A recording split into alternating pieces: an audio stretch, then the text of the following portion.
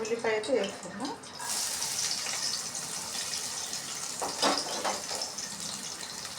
ఆవాలు,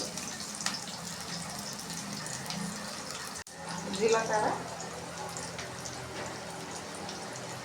పసుపు,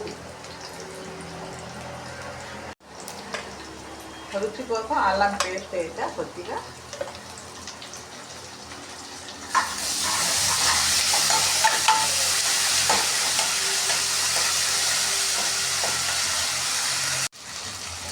బెండకాయ ముక్కలు వేసుకుంటా.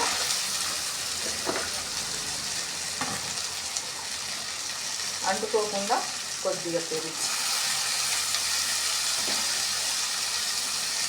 పిసికి పెట్టుకున్న నిమ్మ చింతపండు రసం పిండేస్తున్నా.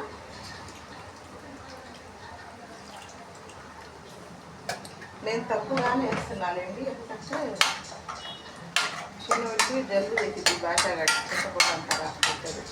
ఇప్పుడైతే కారం వేసుకుందా. అయితే పులుసు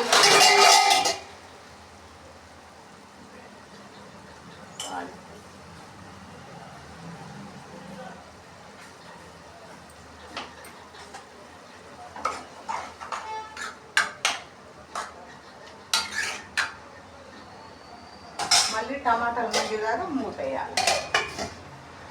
అయితే బెండకాయ ఫ్రై రెడీ. ఇంకా లాస్ట్కు కొత్తిమీర కరివేపాకు అయితే వేసేసుకుందాం. ఇంకా ఇంతే ఫ్రెండ్స్, అయిపోయింది. చాలా రుచికరమైన బెండకాయ ఫ్రై అయితే భలే బాగుంది. రేపటికైతే ఇంకా భలే ఉంటుంది.